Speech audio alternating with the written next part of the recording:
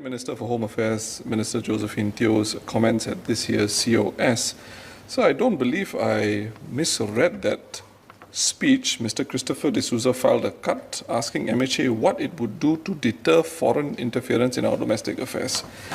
Minister replies, quite an extensive reply. It goes on to about a page, and right at the end she says, given the experience of other countries, we need to consider further measures. This is post the COS, post the select committees, findings, post some other seminars that have been referred to. And she says we need to consider further measures to guard against foreign subversion, what levels of transparency, support, leadership are appropriate, for whom, and the public has to play a big part in this, to shape proposals and to give safeguards their stronger support.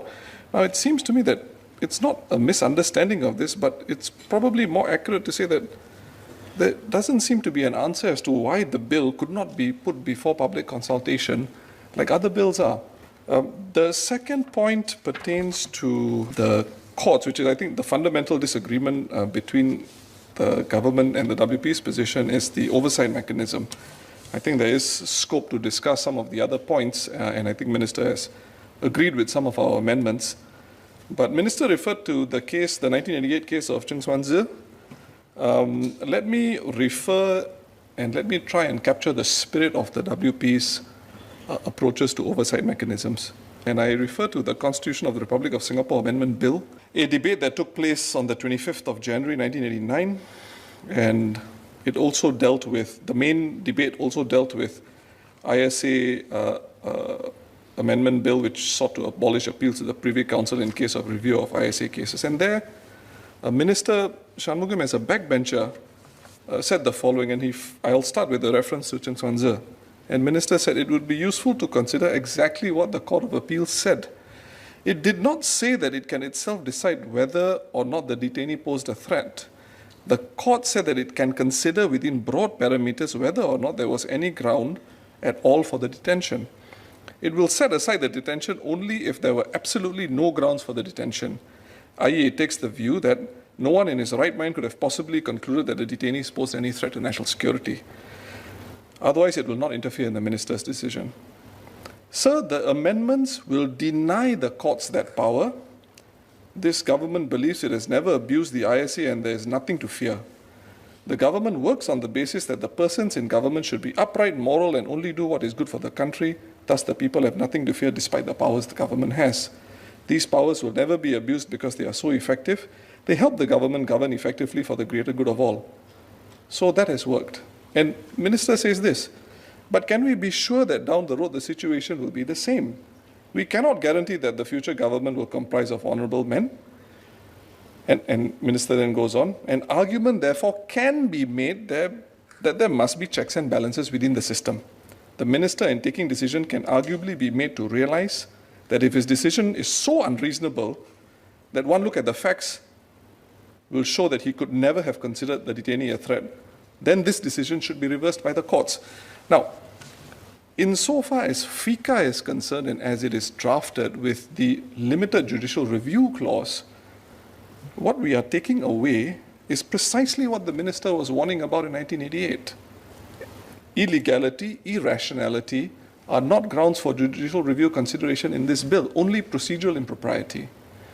And I was listening very carefully to the other PAP MPs who spoke, and I compared the speeches of those MPs with the PAP MPs who spoke in 1988. And Minister wasn't the only one who was concerned about an appeals mechanism or another appeals mechanism, and that there be appropriate checks and balances.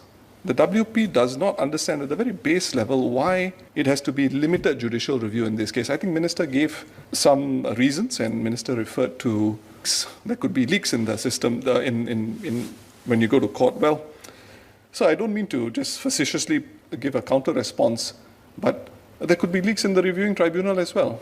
I think if you ask me on balance, should a court at least look into should review the decision of the minister? Should judicial review be allowed to be captured in its entirety by a court of law? I think the answer is yes.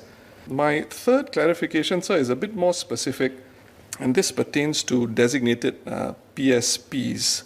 I'll give an example. a hypothetical. Let's assume there's a single cause-based NGO in Singapore. Their cause is they are very aghast at the idea of foreign workers being transported at the back of hardtop lorries. This is their single cause. And all Singapore members, and they regularly write to their MPs, they encourage their MPs to bring this issue up in Parliament. And let's assume this NGO receives foreign funding. It receives foreign funding from another international organization. Their main object is that they seek to ensure and uphold the human rights of foreign workers all over the world. And they fund and they are prepared to extend funding. Now, one reading of FICA, by virtue of Clause 8, subsection F and G, and even E perhaps, will suggest that this Singapore NGO could be classified as a politically significant entity. Will such a PSE be barred at the first instance, at the baseline, from us continuing to accept foreign funding? At the baseline, I believe it says you cannot accept impermissible donations. And my query is, I believe the bill in Clause 55 tells you what a permissible donor is. Are we to read that in the opposite, as in everybody who's out of that range is an impermissible donor? How will this be addressed, considered by FICA? On what the second minister said, what she was saying, and it's an answer that I myself looked at, we have seen the experiences of other countries. We have to consider what further measures are necessary.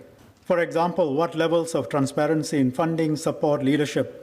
The public has a big part in this to shape the proposals on these further measures, to give the eventual safeguards their strongest support. What have we been doing with the public for the last 3 years? We have been engaging in extensive consultations. In fact, we have taken into account the viewpoints that have been given to us by a wide variety of actors. If we talk about whole of society, this is not the end, it's the beginning.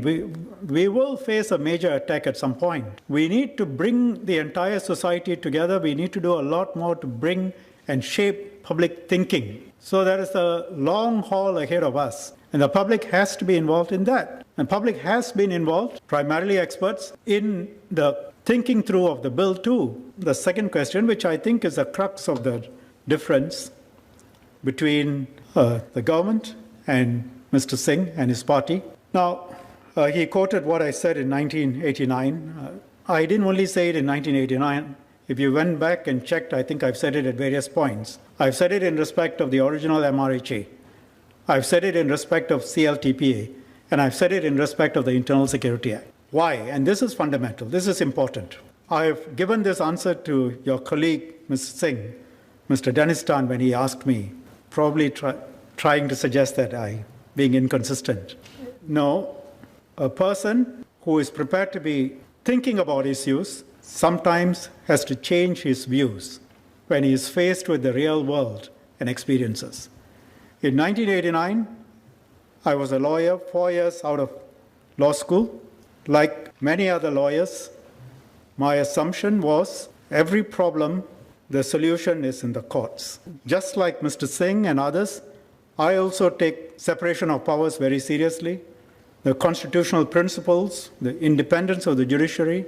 So any time when there is an approach that seeks to cut back on judicial review or take away the powers of the judiciary, my instinctive reaction is negative, and I instinctively try and see if there is a different way of doing it. Likewise, I expressed my concerns about the CLTPA. Likewise, I expressed my concerns about the Internal Security Act. Likewise, today I said, if we can find a better model, I'll be the first one to do it. Going to the High Court for FICA is not a better model. I don't think Mr. Singh, based on what he says, he obviously doesn't deny that there will be leaks. You want us to take the risks? Will there be a possibility of leak with a tribunal? Much, much, much less. What has made me change the mind? If a man looks at facts, the real world, and refuses to change his mind, he is either stupid, he is ideological. I am neither, I think. You see 9/11. You look at the way the Americans have dealt with it. You see the issues in Western Europe. You see the issues around the world where lip service is paid to all these grand concepts, but the societies live in utter misery where rule of law is a concept for lawyers, but it doesn't operate in the real world. So I looked at all of this, experience, practicing in courts, too many years as an MP. Long conversations with the late Mr. Lee Kuan Yew, discussing, I would say arguing, though it's not easy to argue with him, tough discussions. And then I began to understand the meaning of his original speech to the Law Society when he said, law and order, I reverse it, order first before law.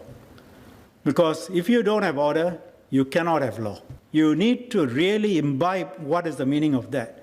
If you can't have the CLTPA and arrest the gangsters, how are you going to have law? It'll be a paper law.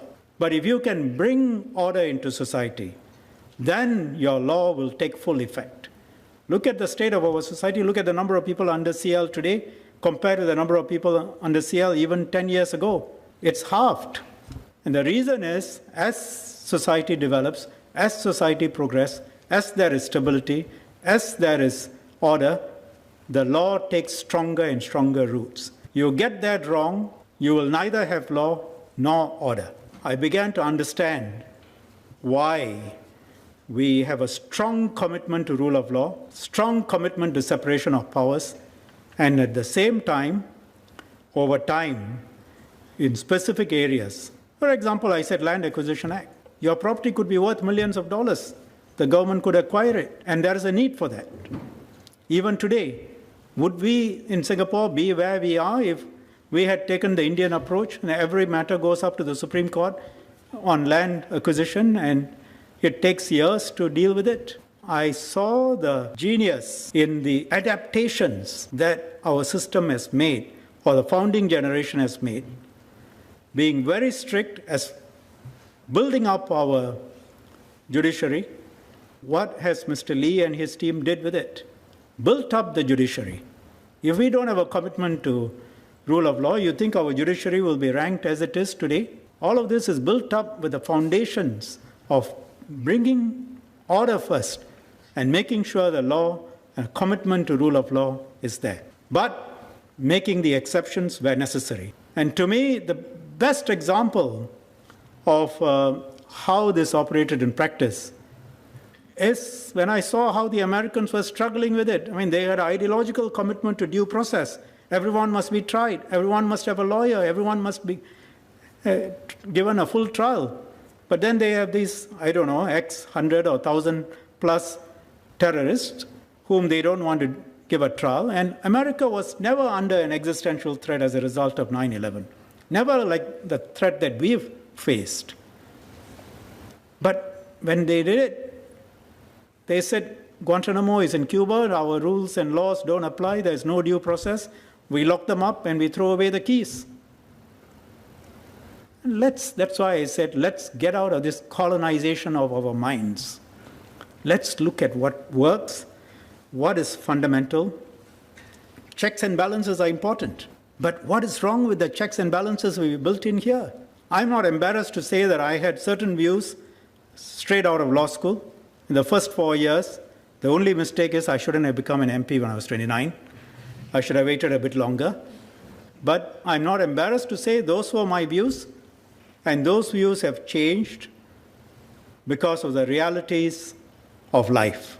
So as I sat with my officers and drafted this and with the AGC, yes, there were parts that I wished were different. But the threat we face, as I said, are people armed with bazookas. And I described this legislation as a toy gun because Singapore believes in the law, so we put forward the law. We give ourselves legal powers. But in reality, the kind of threats we face, the kind of adversaries and the resources they have in terms of manpower are far greater than what we have. Thank you, Mr. Speaker. I just want to respond to Leader Opposition's question with regard to a Singapore NGO that is designated as a politically significant entity. Will it therefore be required to cease the foreign funding at the onset of the designation? So the short answer to the question is no. at the onset of designation, the PSC will only be required to declare the foreign donors and where the funding is coming from. Only when there's reason and it meets certain conditions will it be required to step up the countermeasures to require the further measures to require the NGOs to then, beyond declaring, to have to cease the funding only when certain conditions are met. Minister, I've heard you carefully. On the first point about Second Minister Josephine Teo's, I stick to my position that I don't believe it was a misreading. Minister has a different view. I think I can leave that at that. The point about judicial review, I've again, that reflection of how one's views changes over time is not something that I take lightly. I think all of us go through such a catharsis in our lives as we build up our, a crucible of experience. But I would like to ask whether the ministry considered judicial review in the usual sense and not limited judicial review. Why was it that illegality and irrationality were deemed that they ought to not play a part in this bill? It's not the ISA. We're looking at a different sort of a threat. Yes, it could be ISA-like, I will concede that point, but we're only asking the court to just look at the lawfulness of the decision. Nobody's asking the court to substitute the minister's decision. And this, I believe, is an important matter because we can't use the experience of having legislation with ouster clauses to justify new legislation with ouster clauses. So I think each legislation must unpack as to why judicial review has to be limited. Our assessment was that a lot of the evidence we'll rely on would probably be based on highly sensitive information that comes from our partners. By definition, partners meaning from outside. Could be from a variety of different intelligence sources. As I said, I'm not saying we have human assets, but a variety of different types of assets. Our view was, while the actions we take are nowhere near as serious as the Internal Security Act, nevertheless, in some ways, the Internal Security Act is often focused on people within, and we will be able to have our own evidence that would be able to be used. Here, we would have to depend on other types of evidence, other sources, whether our sources or partner sources. And there is a great deal of requirement for secrecy and confidentiality. And this should not go to the court process at all. But we all agree there needs to be a robust process for making sure that the process we set up can properly look at what the minister has done. So the direct answer to the question is we assessed that the kind of information we will be looking at and assessing on, deciding, would be much, much, much more confidential and secret. And it really, in ordinary circumstances, could be known to no more than 1-2 persons. And we will have to rely on that kind of information sometimes for this. Therefore, we take it out. But if there are suggestions on how we can make it more robust, because we want it to be robust. That's why we have a High Court judge sitting there. Now, as I said, even though it's not in the bill, I've asked the Chief Justice for names. So he will appoint. He will give us the names. President will appoint. And if there are other suggestions to make it robust, without qualifying, affecting the secrecy and confidentiality, we'll be very happy to consider.